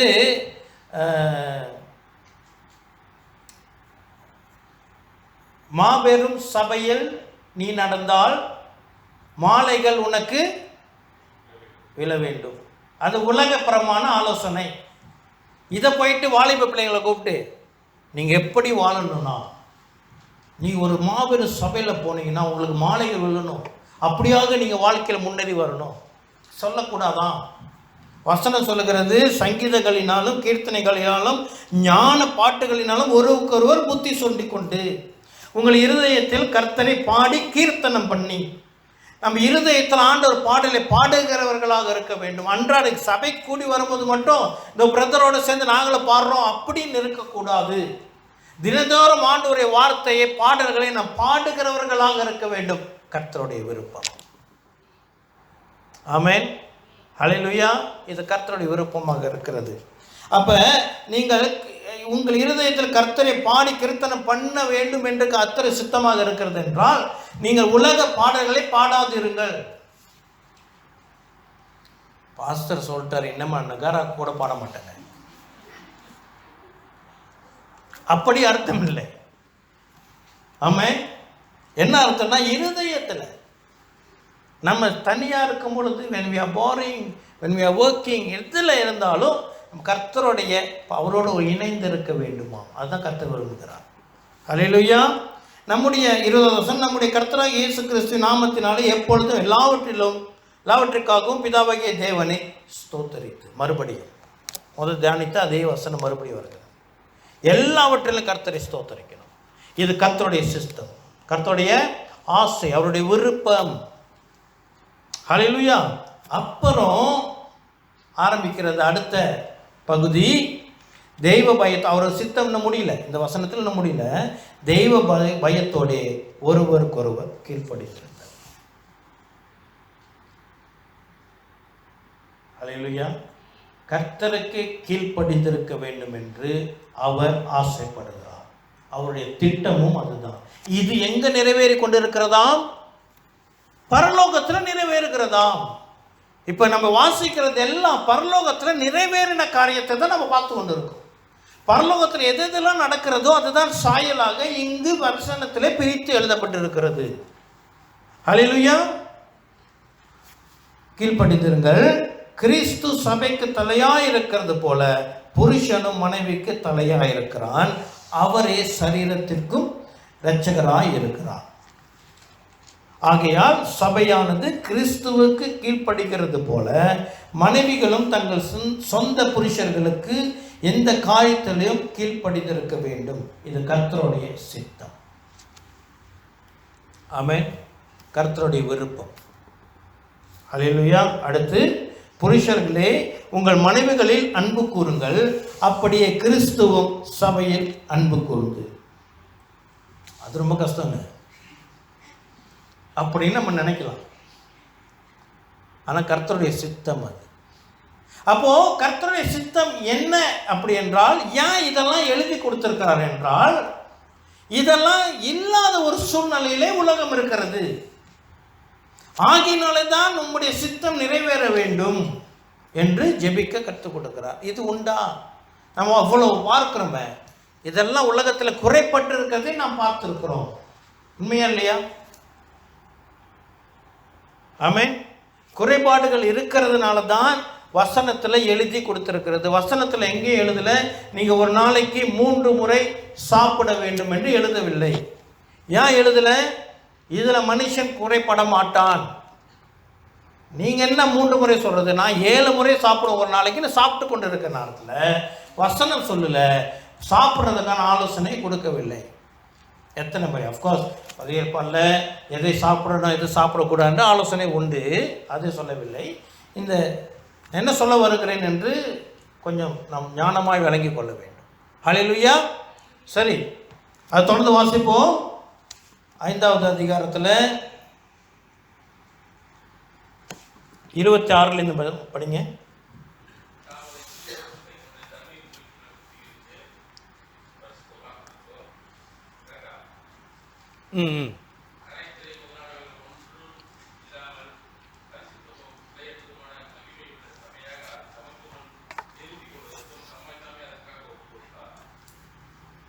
ஆமாம், இது வந்து சபையை குறித்து எழுதப்பட்டிருக்கிறது. சபை எப்படி இருக்க வேண்டுமா? கரைத்திரை முதல்வானவைகள் ஒன்றும் இல்லாமல் பரிசுத்தமும் பிழையற்றதுமான மகிமை உள்ள சபையாக அதை தமக்கு முன் நிறுத்தி கொள்வதற்கும் தம்மை தாமே அதற்காக ஒப்பு கொடுத்தார். சபை பரிசுத்த உள்ளதாக இருக்க வேண்டுமா? அவருடைய சித்தம். சபையிலே பரிசுத்த குலைச்சல் வரக்கூடாது. உலக கலாச்சாரம் சபைக்குள்ளாக வரக்கூடாது. ஆமென். உலக சம்பிரதாயங்கள், உலகத்தில் இருக்கிற வழிபாடுகள், உலகத்தில் இருக்கிற கொண்டாட்டம் சபைக்குள்ளாக வரக்கூடாது. பொங்கல் சபைக்குள்ளாக வரக்கூடாது. அவர்களோடு இணைந்து இருக்கக்கூடாது. ஒற்ற வேஷம் தெரியாது இருக்க வேண்டும். கர்த்தருடைய சித்தம். இங்க சபையோட பரிசுத்தத்தை குறித்து கர்த்தர் அக்கறையாக இருக்கிறார். அவருடைய சித்தம் இருக்கிறது. சபை பரிசுத்தமாக இருக்க வேண்டுமாம்.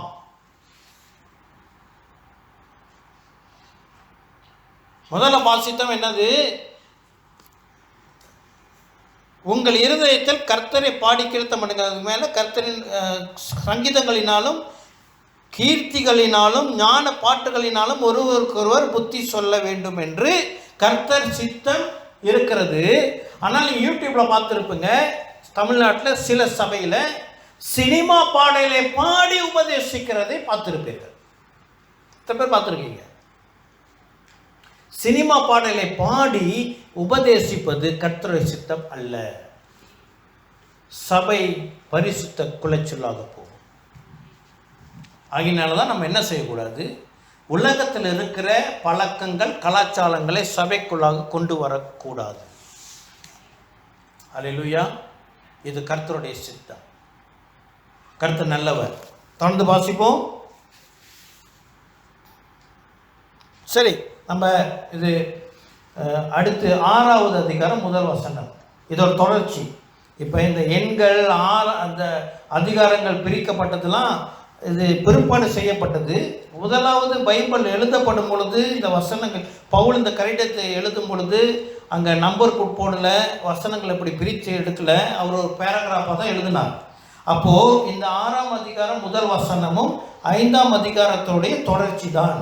அந்த 6ஆம் அதிகாரம் 1 வசனம் சொல்லுகிறது, பிள்ளைகளே உங்கள் பெற்றோருக்கு கர்த்தருக்குள் கீழ்ப்படித்திருங்கள், இது நியாயம்.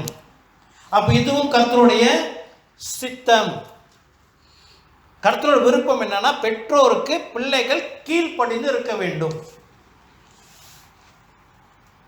அல்லேலூயா. பெற்றோருக்கு பிள்ளைகள் எப்படி கீழ்ப்படிந்து இருக்க வேண்டுமா? கர்த்தருக்குள் கீழ்ப்படிந்து. இப்போ நான் எங்கள் அம்மா கத்தோலிக்க திருச்சபை விசுவாசத்தை சார்ந்தவங்களாக இருந்தாங்க. நான் அப்படியே தான் இருந்தேன். நான் கர்த்தருக்குள்ள ரட்சிக்கப்பட்டு வந்தது எங்கள் அம்மாவுக்கு பிடிக்கல. அப்போ எங்கள் அம்மாவுக்கு பிடிக்காததுனால இதை நான் கத்தோலிக்க சர்ச்சுக்கே நான் போயிருக்கணுமா? அதுதானே பெற்றோர் கீழ்ப்படுகிறது. அப்படி தானே? எங்கள் அம்மாவுக்கு நான் கீழ்ப்படிக்கணும்னு என்ன செஞ்சுருக்கணும்? கத்தோலிக்க திருச்சபையிலே இருந்திருக்கணும். அதனால வசனம் ஆவியானவர் தெளிவாக எழுதி வச்சிருக்கிறார், பிள்ளைகளே உங்கள் பெற்றோருக்கு கர்த்தருக்குள் கீழ்ப்படியுங்கள். அப்ப பெற்றோர் என்னிடம் சொல்லுகிற காரியங்கள் வேதத்திற்கு ஒற்றி இருந்தால் நான் அது கீழ்ப்படிந்தால் ஆக வேண்டும். இப்ப ரட்சிக்கப்பட்டாங்க, ஒரு நபர் ரட்சிக்கப்பட்டார், அவங்க பெற்றோர் இன்னும் ரட்சிக்கப்படல. அப்ப பெற்றோர் சொல்ற காரியத்தை எல்லாத்துக்கும் அவன் மகன் கீழ்ப்படியணும்னு அவசியம் இல்லை. தன் மகனாக அவனுடைய கடமைகளுக்கு அவன் கீழ்ப்படியலாம், ஆனால் மத சம்பந்தப்பட்ட காரியத்துக்கு கீழ்ப்படிய கூடாது. அதனால வசனம் தெளிவாக சொல்றது, கர்த்தருக்குள் கீழ்ப்படியுங்க. அதனால பைபிள் மிகவும் அழகான ஒரு புத்தகம், தெளிவாக தெளிவாக எழுதப்பட்டிருக்கிறது. ஹல்லேலூயா, ஆமென். அப்புறம் அது அது வாசிச்சு வந்தீங்கன்னா 6வது அதிகாரம் முழு இந்த பிள்ளைகளை குறித்து பெற்றோர்கள் குறித்து எல்லாம் எழுதப்பட்டிருக்கிறது. 4வது வசனம், பிதாக்களே நீங்கள் உங்கள் பிள்ளைகளை கோபப்படுத்தாமல் கர்த்தருக்கேற்ற சிட்சையிலும் போதனையிலும் அவர்களை வளர்ப்பீர்களாக. இது கர்த்தருடைய சித்தம். பிள்ளைகளை வளர்க்கிற விதம் கர்த்தருடைய சித்தம் இருக்கிறது. நாம் எப்படி பிள்ளைகளை வளர்க்க வேண்டும் என்று. என்னது? கோபப்படுத்தாதீர்கள், அதோட நிப்பாட்டில் வசனம். அடுத்து என்ன போட்டிருக்கிறது? கர்த்தருக்கேற்ற சிட்சை, கண்டிக்கணும். அல்லேலூயா, கண்டிக்கிறதா இருக்கணும். அப்புறம் போதனையும் இருக்கணும். பிள்ளைகளை வளர்க்குற விதத்தில் பாருங்க எவ்வளோ தூரம் இருக்குது. நான் எவ்வளோ வசனம் எழுதி வச்சுருக்கிறேன். இப்போ தான் அங்கே வந்திருக்கிறேன். மொத்தம் 12 வசனம் எழுதி வச்சுருக்கிறேன். இப்போ தான் 8வது வந்திருக்கிறேன். அதில் ஒன்று மிஸ் பண்ணிட்டேன். ஆமென், ஹல்லேலூயா. இன்னும் முடிக்கல, இது தொடரும். இது 7 பேஜ் எழுதி வச்சிருக்கிறேன். இப்போதான் 3 முடிஞ்சிருக்குது. மணி 7:25 ஆயிடுச்சு. ஹல்லேலூயா, ஆமென். இது தொடரும், முடிக்க முடியாது, இன்னும் ஆழமாக இருக்கிறது, இன்னும் அநேக காரியங்கள் இருக்குது. அடுத்த வாரம் கண்டிப்பாக வாங்க. ஒரு முக்கியமான ஒரு சப்ஜெக்ட் அங்கே இருக்குது. இதில் முடிவில் ஒரு காரியத்தை குறித்து நாம் தியானிக்க போகிறோம். அடுத்த வாரம் முடிவில் என்னென்னா, இது லேட்லி என்னுடைய இருதயத்தில் ஒரு எழுந்த சிந்தை. இந்த வட்டிக்கு வாங்குற இருக்குது இல்லையா, வட்டிக்கு பணம் வாங்குறது, அது குறித்து ஒரு சத்தியம் இருக்குது. அது இதோடைய தொடர்ச்சி தான். இதோடைய முடிவில் அது வரும். அடுத்த வாரம் நம்ம அதுக்காக ஜெபிக்க போகிறோம். அதுக்கான அடுத்த வாரத்தில் நம்ம சில காரியங்களை பார்த்து கர்த்தர் நமக்கு விடுதலை நிச்சயமாய் கொடுப்பார். சத்தியத்தையும் நீங்கள் அறிவீர்கள், சத்தியம் உங்களை விடுதலை ஆக்கும். அல்லேலூயா, ஆமென். கர்த்தர் நல்லவர். நம்ம இந்த நாளில் ஜெபித்து ஒரு நிறைவு கொண்டு வருவோம். இன்னொரு ஜெப விண்ணப்பம். அடுத்த வாரம் காலையிலே 2ஆம் தேதி மார்ச் 2 காலை ஆங்கில ஆராதனையில் நான் வார்த்தை கொடுக்குறேன். எனக்காக ஜெபம் பண்ணி கொடுங்க. ஆமென். அங்கே எழுந்திருந்து ஒரு ஜெபத்தோடு கூட நம்ம நாளில் நிறைவுக்கு வருவோம்.